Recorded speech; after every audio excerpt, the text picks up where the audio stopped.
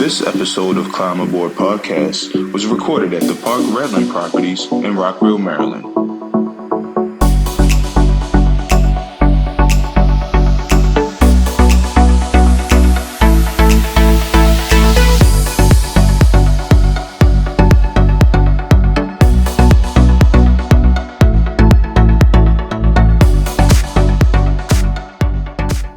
Hi everybody, welcome back. My name is Caron Kinsey Prideaux. I'm the broker with Climb Properties, and today we have Ian Shemer with us from Embrace Home Loans, and Ian is going to demystify the lending process and help us understand the differences in loan officers, lenders, and brokers. Ian, thank you very much for being here today. Can you please tell us a little bit more about your qualifications as a lender, your background? Introduce ourselves to you. Absolutely. Well, first off, thank you for having me and letting me climb aboard today. I am here with Embrace Home Loans. We're out in Rockville, Maryland. Headquarters are in Rhode Island. Myself, I've been in the business for 2 years. I'm licensed in DC, Maryland, Virginia, California, Florida, Georgia, and Kentucky. But Embrace as a whole is licensed in all 50 states, and we work with a wide array of products on the lending side. Wonderful. Well, we need you to get your licenses aligned with Climb Properties, and we have licenses in only 2 of the states you mentioned, and the other 2 are Pennsylvania and West Virginia. Absolutely. So we'll be looking forward to hearing some of those things from you. What geographic area do you like to concentrate on?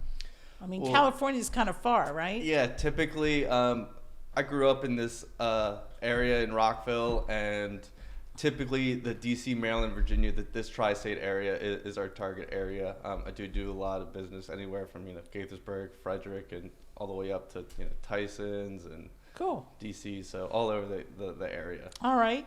Do you have any specialties within the loan industry, loan product, loan type?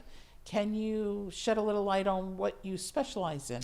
Yeah, well, myself, my niche market is the first-time home buyer. I work with a lot of first-time home buyers and FHA products as well, and even go on into some more complex FHA products like the 203K renovation loans, and also do home-style renovation loans as well. Well, those are complicated loans. Yeah. I try to stay away from those. Yeah. But leave it up to the loan officer to help me out with those, because I really don't have a good handle on those. It's not my bailiwick. Yeah, that's why we're here to. That's why you're here. As the resource to help you out with those complicated scenarios. Well, thank you for that. Should borrowers want to purchase a home, should they start with you first, or do they start with us? So I typically advise that the borrower or client typically starts with the lender and having that conversation first, because you mentioned sometimes you might get that person who's walking around and looking at your open house, but they have no idea if they can even afford it. And that's why the conversation is best to start with the lender, because buying a home is the #1 biggest purchase an individual will make in their lifetime, and it is a complex process. Mm-hmm. And being able to have another individual walk through that process with you step by step and really help contour you to the most suitable loan program to fit that person's needs. So I would imagine, especially with first-time home buyers, that's even more important. Exactly. So now they know, hey, all right, I can stay within this range and be at a comfortable payment here, and that allows them to really narrow down their search. Do you often find out with new home buyers, well, first-time home buyers, I guess you could say, that there are opportunities for them in terms of things that I wouldn't know about as a broker or an agent, that only lenders would know about, maybe stimulus monies and things of that nature? Absolutely. Yeah. There are tons of grant programs, down payment assistance programs, even just minimal down payment programs. We have programs that kind of break that myth that you have to put 20% down on a home. We have programs for qualified first-time home buyers that can put as little as 3% down. So there's tons of different avenues for that first-time home buyer to really gain leverage in this type of market. Yeah, and we'll get back to the gain leverage thing because that is a very important point. Can you please explain for our audience the difference between a loan officer, a lender, and a mortgage broker? Absolutely. Thank you. A broker is typically a third-party individual. They do not lend money directly. They will shop amongst lenders to find the best terms available for that person. Then you have an independent lender, such as myself and Embrace, and then you have your bank. With an independent lender, we're able to do more, I guess you could say, non-conservative stuff. Like we are available, weekends, those evenings after, your normal business day. Can't call Chase lenders. Yeah. Can't call Capital One lenders. You're not going to reach them on the weekend. No, so we're here like all times of the day, and we also do everything in-house, being an independent lender. Although, some banks do that as well, but start to finish, we will do your originating, your processing, your underwriting, and closing all in-house, and even the servicing of your loan will be, with someone in-house. Rushmore So Loans you'll does get our loans. Yeah, you get a one-stop shop with using your kind of environment. When you say in-house, you just mean like within your local jurisdiction? Yeah, so like a bank, once they, close on your loan, they might sell it to Chase or Bank of America and have them, take over your loan. Okay. So you may see the borrower's like, why am I now working with this person? When you're working with Embrace. After the fact. After settlement. After settlement, okay. Yeah. We're there with you throughout the whole conversation. Okay. Well, that's good to know. When you say your broker shops it, what does that mean exactly? Because I don't think our audience maybe understands what that means. Yeah, so a broker will typically work amongst a multitude of companies or banks and lenders to see who has the right product or see who is offering the best rate and in terms of that person. So they will essentially do a lot of the legwork in helping you shop around to get the best rate, payment, and all that kind of stuff. It's been my experience in the past that dealing with a mortgage broker as opposed to a loan officer, mortgage brokers, nothing against any of them. I'm sure that they have very competitive rates, but I tend to worry about that coming down to the wire. So I'm anticipating closing in a week and they're still shopping the loan. And I can't get my client to settlement with any kind of regularity.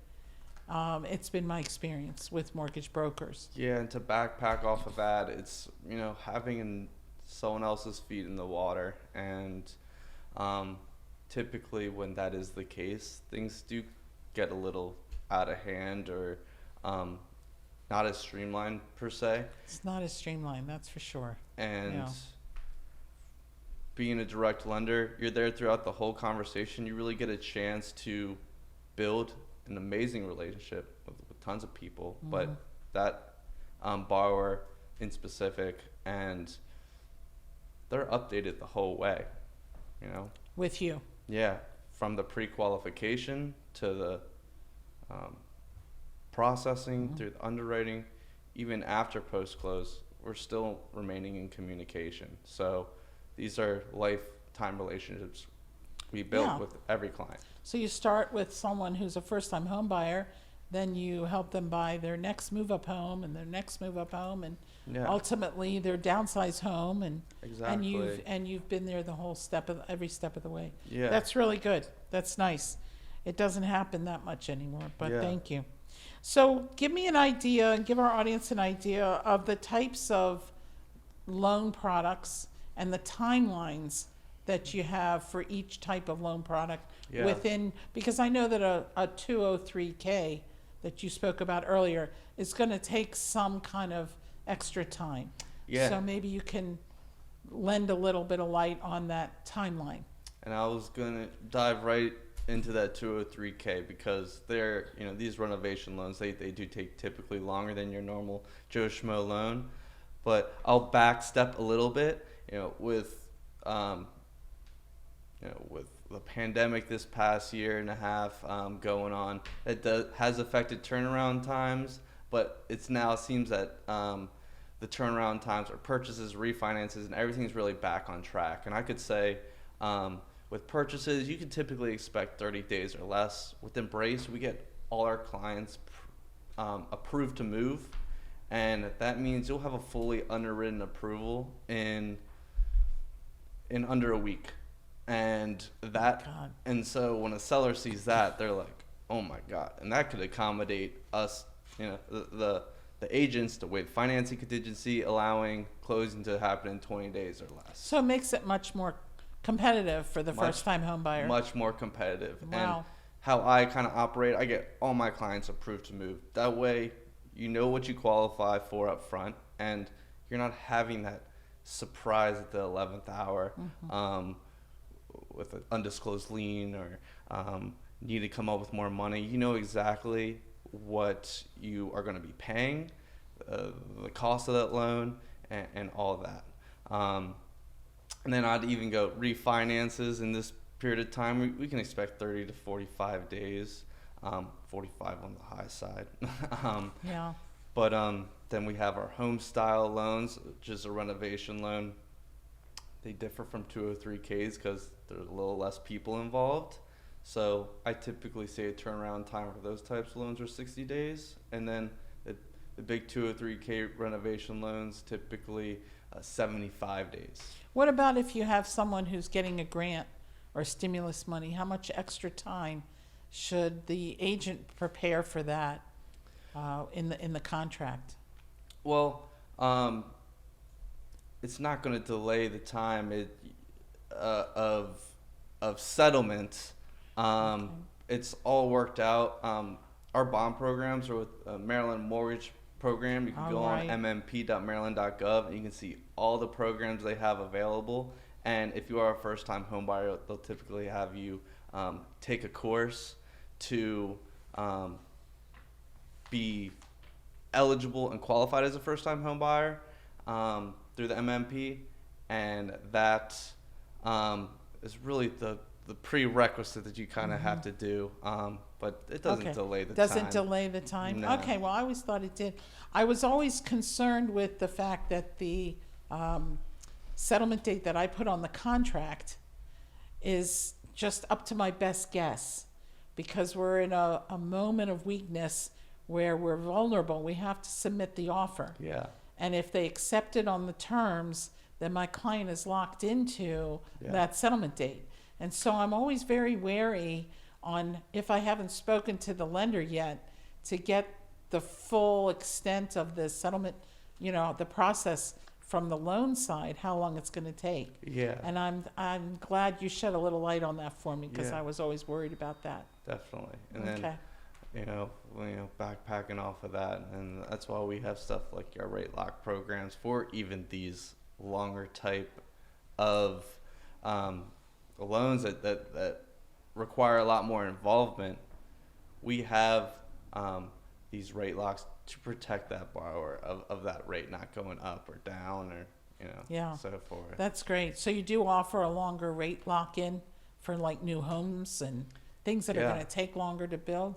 Yeah, definitely. Okay. Embrace carries one of the best, if not the best, extended rate lock program,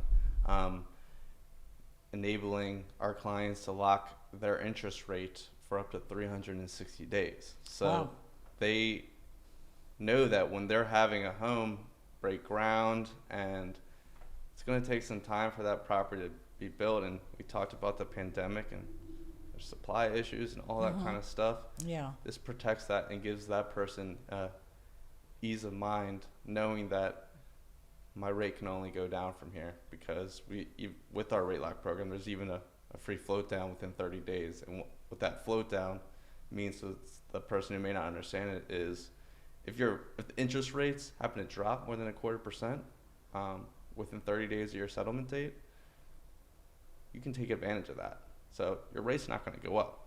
It can only go down. That's good to know. So what types of fees would you think that borrowers are going to need to expect to come to the table with in terms of closing costs, things that might have been paid up front, outside of closing? What are the types of fees that Embrace and other lenders too charge to the client?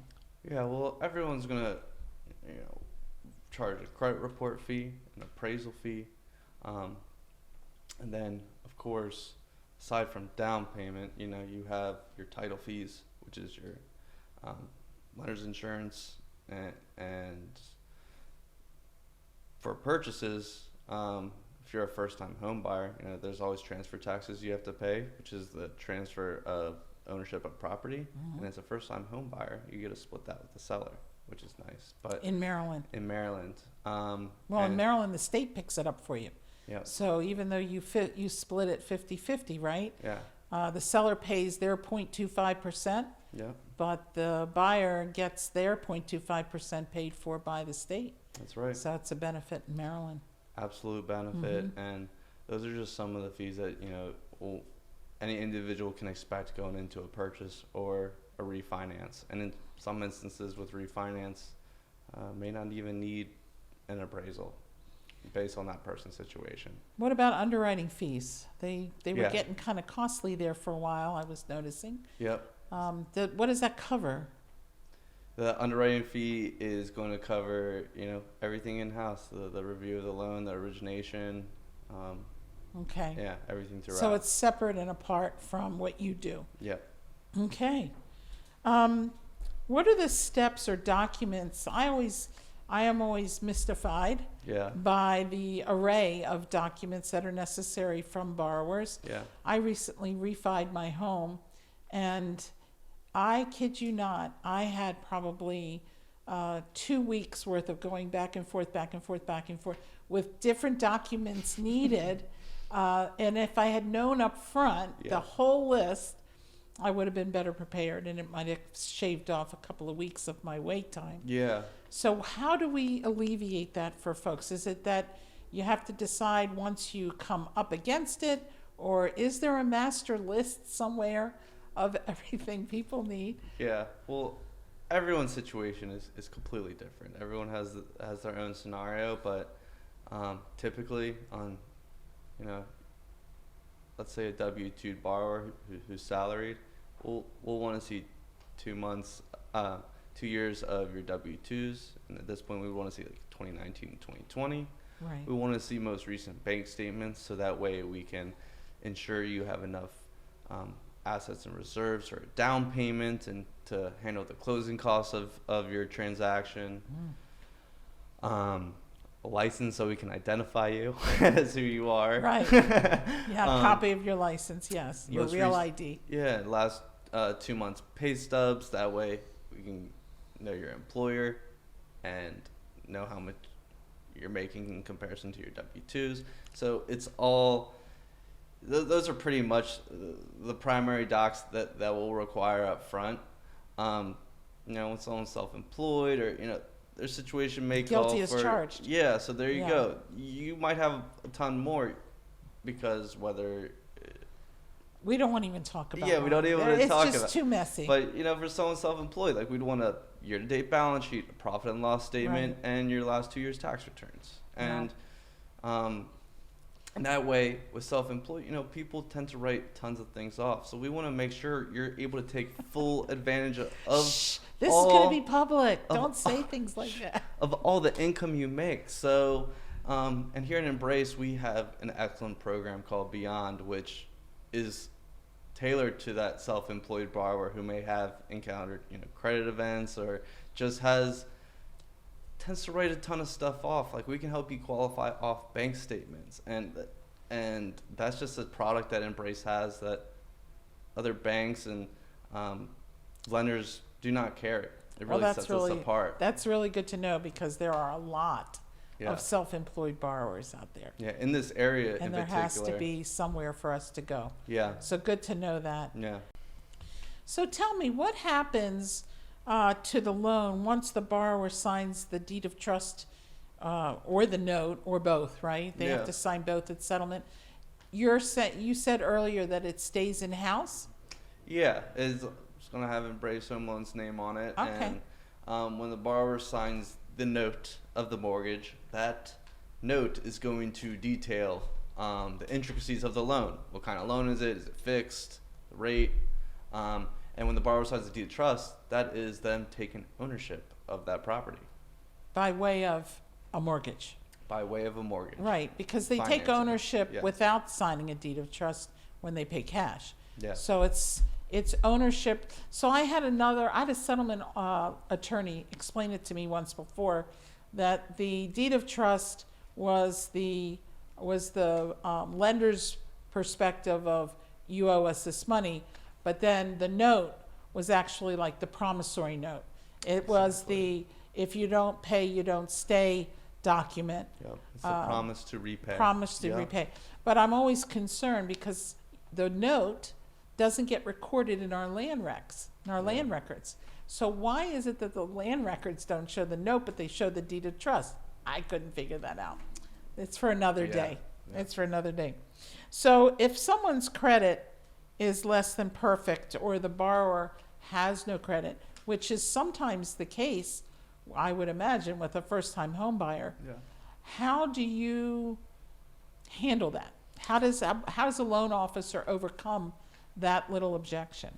Well, it really happens a lot of the time with first-time home buyers, and you tend to see that either people are right on the cusp, or it could be something minor. It's just like a high credit card. So when we take our pre-qualification call with that borrower, we get to learn about that borrower situation, and they're ready to take the next steps and want to start getting approved, we'll run their credit, and that allows us to see a full list of that person's debts and liabilities, and what's really making their credit tick the way it's ticking. And as a loan officer, I'm there to guide that person onto the right path. So let's say a borrower is close to qualifying, we'll make sure we provide the right guidance so they can be on the right path to get under the approval requirements.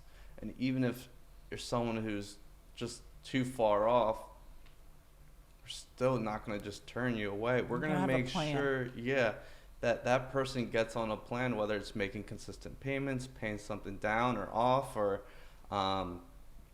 what they need to, the conversation they may need to have even with their creditor, as simple as that. So we definitely provide guidance one way or another. So just to take that a step further, that's to help them clear up something that's amiss on their credit report.